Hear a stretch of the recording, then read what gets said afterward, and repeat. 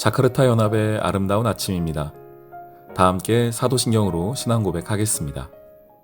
전능하사 천지를 만드신 하나님 아버지를 내가 믿사오며 그 외아들 우리 주 예수 그리스도를 믿사오니 이는 성령으로 잉태하사 동정녀 마리아에게 나시고 본디오 빌라도에게 고난을 받으사 십자가에 못 박혀 죽으시고 장사한 지 사흘 만에 죽은 자 가운데서 다시 살아나시며 하늘에 오르사 전능하신 하나님 우편에 앉아 계시다가 저리로서 산자와 죽은 자를 심판하러 오시리라.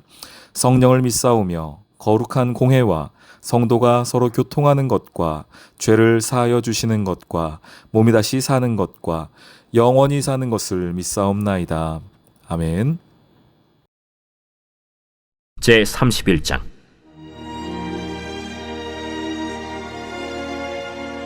야곱이 라반의 아들들이 하는 말을 들은즉 야곱이 우리 아버지의 소유를 다 빼앗고 우리 아버지의 소유로 말미암아 이 모든 재물을 모았다. 야곱이 라반의 안색을 본즉 자기에게 대하여 전과 같이 아니하더라. 여호와께서 야곱에게 이르시되 네 조상의 땅, 네 족속에게로 돌아가라. 내가 너와 함께 있으리라. 야곱이 사람을 보내어 라헬과 레아를 자기 양떼가 있는 들로 불러다가 내가 그대들의 아버지의 안색을 본즉 내게 대하여 전과 같지 아니하도다. 그러할지라도 내 아버지의 하나님은 나와 함께 계셨느니라. 그대들도 알거니와 내가 힘을 다하여 그대들의 아버지를 섬겼거늘 그대들의 아버지가 나를 속여 품삯을 10번이나 변경하였느니라. 그러나 하나님이 그를 막으사 나를 해치지 못하게 하셨으며 그가 이르기를 점 있는 것이 내 삭시 되리라 하면 온 양떼가 낳은 것이 점 있는 것이요 또 얼룩무늬 있는 것이 내 삭시 되리라 하면 온 양떼가 낳은 것이 얼룩무늬 있는 것이니 하나님이 이같이 그대들의 아버지의 가축을 빼앗아 내게 주셨느니라. 그 양떼가 새끼 뵐 때에 내가 꿈에 눈을 들어보니 양떼를 탄 순양은 다 얼룩무늬 있는 것과 점 있는 것과 아롱진 것이었더라. 꿈에 하나님의 사자가 내게 말씀하시기를 야곱아 하기로 내가 대답하기를 여기 있나이다 하매 이르시되 내 눈을 들어보라. 양떼를 탄 순양은 다 얼룩무늬 있는 것, 점 있는 것과 아롱진 것이니라. 라반이 내게 행한 모든 것을 내가 보았노라. 나는 베델의 하나님이라. 내가 거기서 기둥에 기름을 붓고 거기서 내게 선하였으니 지금 일어나 이곳을 떠나서 내 출생지로 돌아가라 하셨느니라. 라헬과 레아가 그에게 대답하여 우리가 우리 아버지 집에서 무슨 분깃이나 유산이 있으리요? 아버지가 우리를 팔고 우리의 돈을 다 먹어버렸으니 아버지가 우리를 외국인처럼 여기는 것이 아닌가? 하나님이 우리 아버지에게서 취하여 가신 재물은 우리와 우리 자식의 것이니 이제 하나님이 당신에게 이르신 일을 다 준행하라. 샬롬, 자카르타 연합의 아름다운 아침입니다.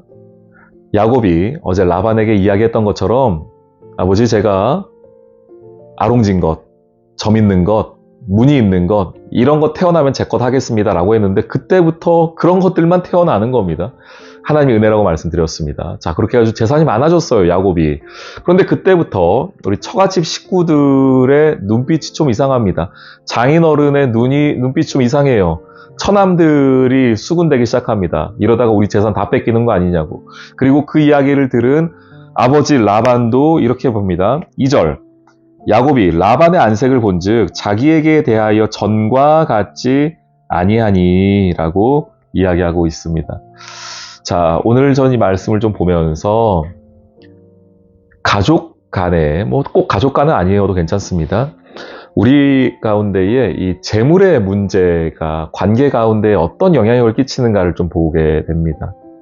가족 간에는 더 그런 경우들도 많다고 하더라고요.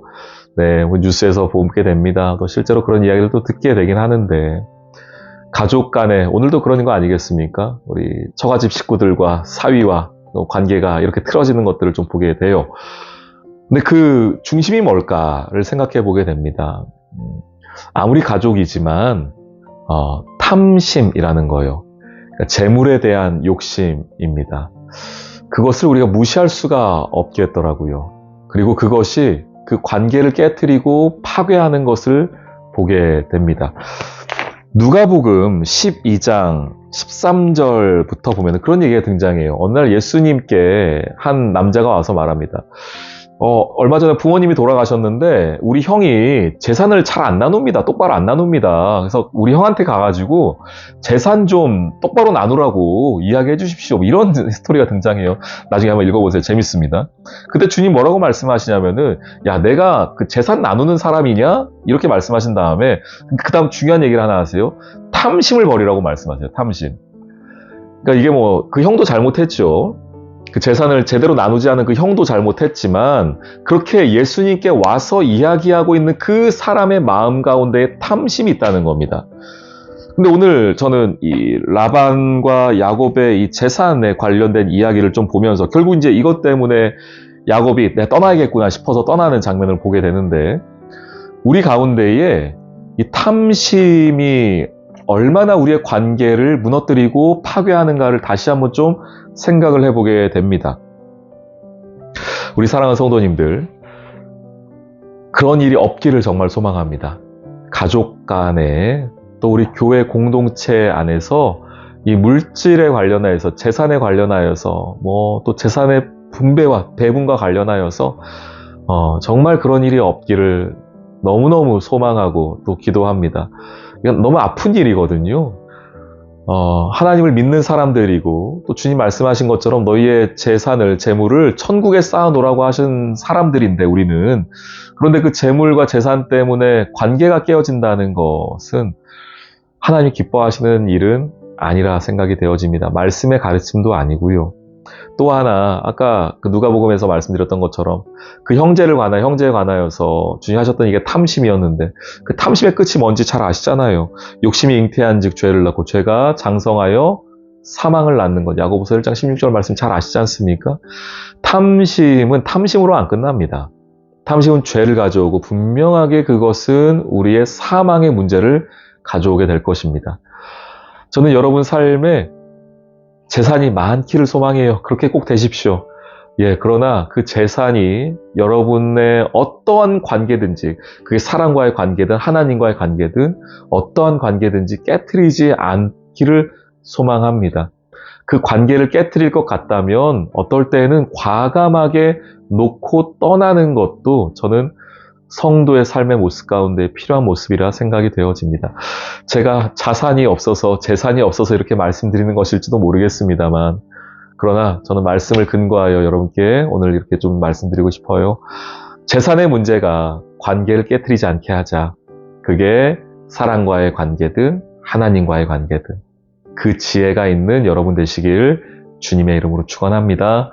아멘. 오늘의 기도. 주님, 탐심이 얼마나 무섭게 사람의 눈을 가리고 관계를 파괴하는지를 다시금 깨닫습니다. 우리 마음속에 잉태되는 작은 탐욕의 씨앗을 성령의 불로 소멸시켜 주시고 소유의 넉넉함보다 하나님과의 관계의 넉넉함에 자족하는 은혜를 주세요. 또한 갈등의 현장에서 세상 사람들과 같이 싸우지 않고 하나님의 인도하심을 따라 미련 없이 사명의 길로 떠날 수 있는 용기도 주세요. 예수님의 이름으로 기도합니다. 아멘.